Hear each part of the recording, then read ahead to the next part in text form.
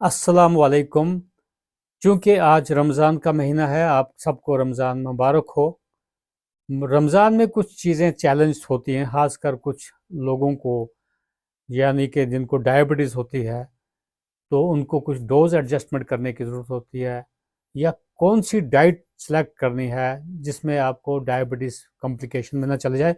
चूँकि मैं अपना एक एक्सपीरियंस आपके साथ शेयर करूँगा। मैं एक प्री डायबिटीज़ कंडीशन में चला गया था, यानी कि अब मुझे फुल फ्लेजेड डायबिटीज़ हो सकती थी। लेकिन कुछ न कुछ मैंने अपने मेडिकल नॉलेज को यूज़ करते हुए ऐसा सबब किया कि मैं डायबिटीज़ मेरी कंट्रोल हो गई। हाँ, कहते हैं कि take the food as medicine, otherwise you will have to take medicine as food. हर शख्स इतना तरीके से नहीं कर सकेगा जितना मैंने कोशिश करके, हाँ, हो सकता है, क्योंकि ये खाना-पीना, एक्सरसाइज़ करना आपके अपने हाथ में होता है। तो मैं आपको डायबिटीज़ रमज़ान के महीने में जो है, उनकी डोज़ एडजस्टमेंट्स के बारे में भी बताऊँगा। सबसे पहले मैं ये बताऊँगा कि आपको या तो ज़ीरो कैलोरीज़ और ज़ीरो कार्बोहाइड्रेट्स या नो कार्बोहाइड्रेट्स फूड्स ख़ासकर रमज़ान में चुनना चाहिए।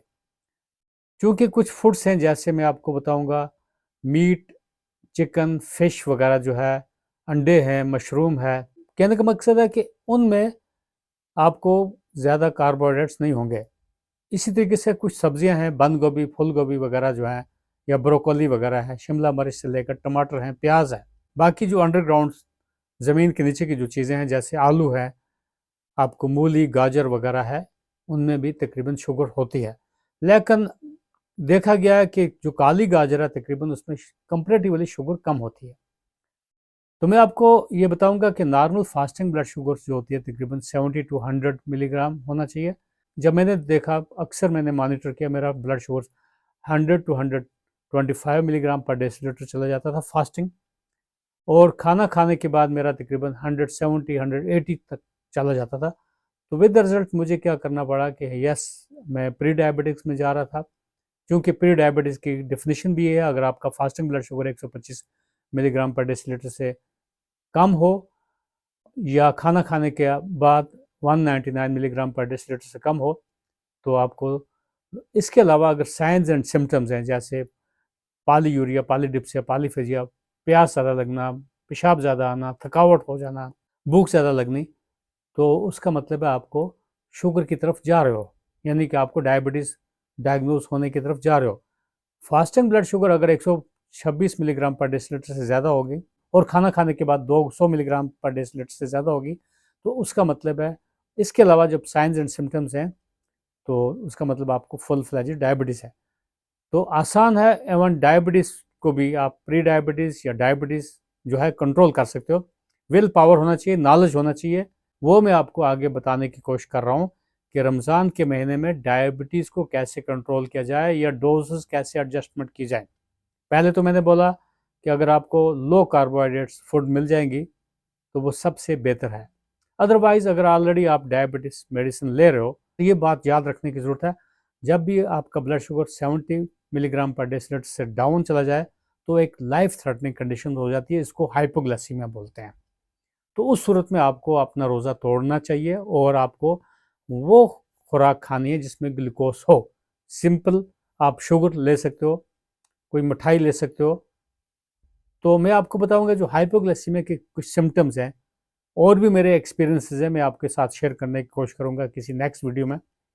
तो हाइपोग्लाइसीमिया जब हो जाएगा, यानी कि आपकी ब्लड शुगर डाउन चली जाएगी, आपको ठंडे पसीने आने स्टार्ट हो जाएंगे, आपके पेल्पिटेशंस हो जाएगा, आपके पूरे बॉडी में जनरलाइज ट्रमलेसनेस हो सकती है, हाथ कांपने स्टार्ट करेंगे, गिडीनेस होगा, आपका भूख लगने का महसूस होगा, आंखों के आगे अंधेरा जैसा छाएगा, ब्लर्ड विजन होगा। इसी तरीके से जब हाइपरग्लाइसीमिया हो जाता है, यानी कि ब्लड शुगर अगर 350 मिलीग्राम से ज़्यादा चली जाए, तो उसको हम डायबिटिक कीटोएसिडोसिस बोलते हैं मेडिकल टर्मिनोलॉजी में।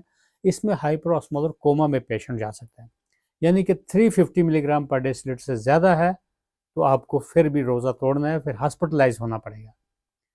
तो हाइपरऑस्मोलर कोमा या डीके में क्या होता है, सिम्टम जो होते हैं तकरीबन पेशाब का कम आना, इसमें ज़्यादा प्यास लगनी, और ख़ासकर इसमें इसीलिए डोज़ एडजस्टमेंट करने की ज़रूरत है। ओवर डोज या अंडर डोज बिल्कुल डायबिटीज़ के साथ जो कॉम्प्लिकेशन हो जाते हैं, खासकर रेटिनोपैथी, उनमें आँखों के अंदर जो लाइट में प्रॉब्लम आ सकती है, रेटिनोपैथी बोलते हैं। नेफ्रोपैथी यानी किडनीज़ को डैमेज होने के खतरात होते हैं। न्यूरोपैथी, तो इन चीज़ों को महफूज़ रखने के लिए आपको, चूँकि एंड ऑर्गन डैमेज होने के खतरात होते हैं, इसलिए डायबिटीज़ को अच्छी तरीके से कंट्रोल करने की ज़रूरत होती है। मोस्ट इम्पॉर्टेंटली जो लोग डायबिटीज़ की मेडिसिन खा रहे हैं, सिंपल सी मेडिसिन होती है, उसको मेटफॉर्मिन बोलते हैं, ये बेसिक ड्रग है।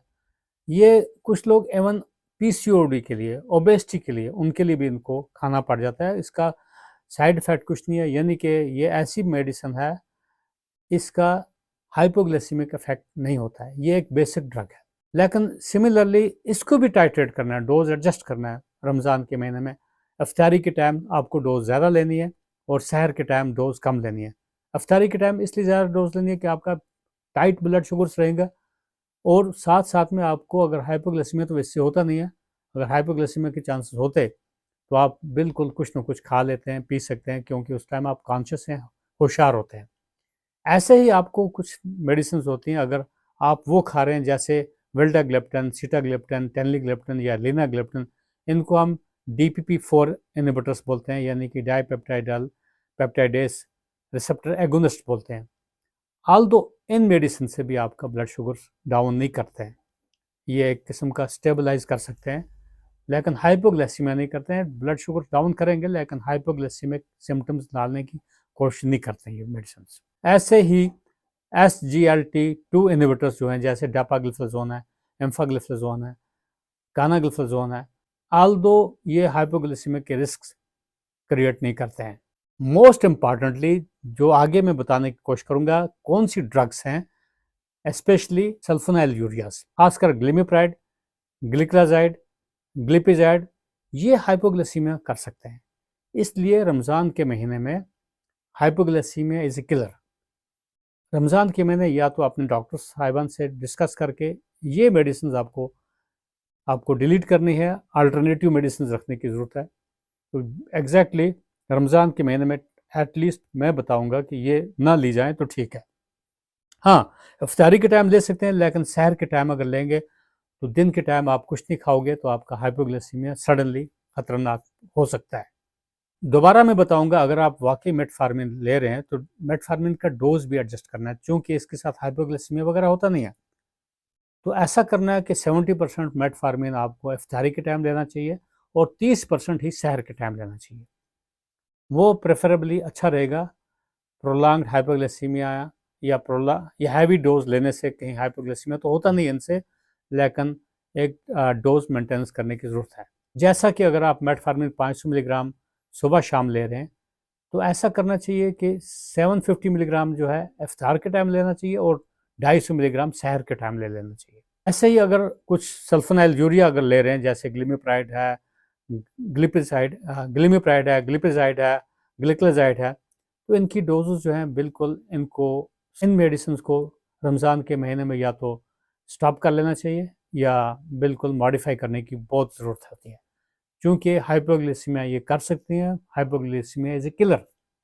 आप आवाज़ तक नहीं दे सकोगे, कि आवाज़ नहीं निकल सकेगी, इतना हाइपोग्लाइसीमिया हो सकता है।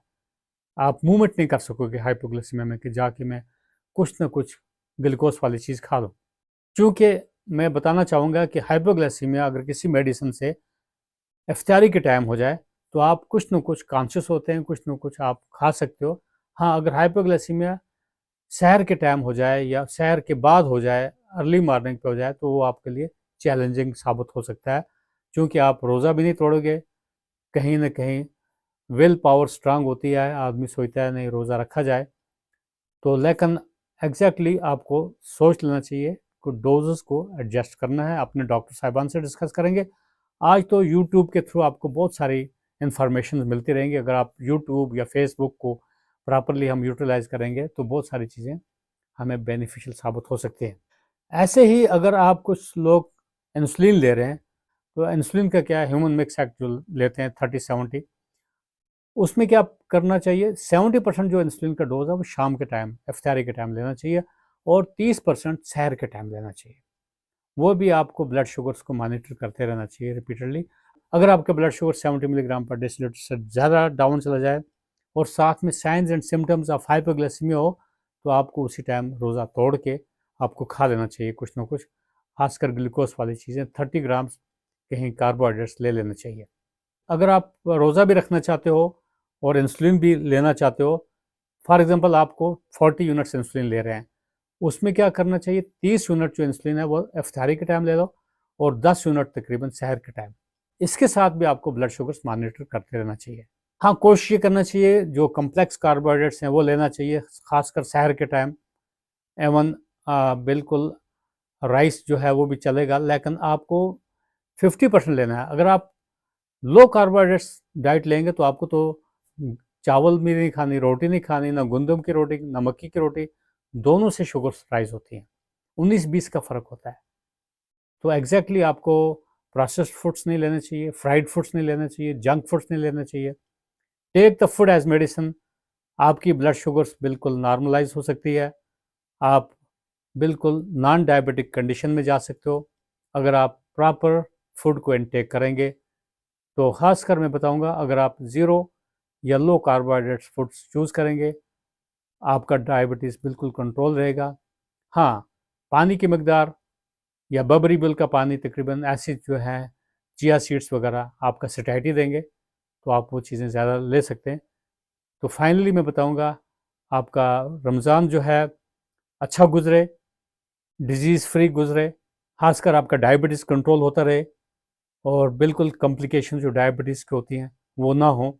इसलिए मैंने सोचा मैं अपना पर्सनल एक्सपीरियंस जो है डायबिटीज़ के बारे में, यानी कि मैं प्री डायबिटिक कंडीशन में चला गया था, तो मैंने ऐसा किया कि मेरा नॉर्मलाइज हो गया, कि मैंने चुना कि कौन सी खुराक खानी चाहिए, कौन सी नहीं खानी चाहिए।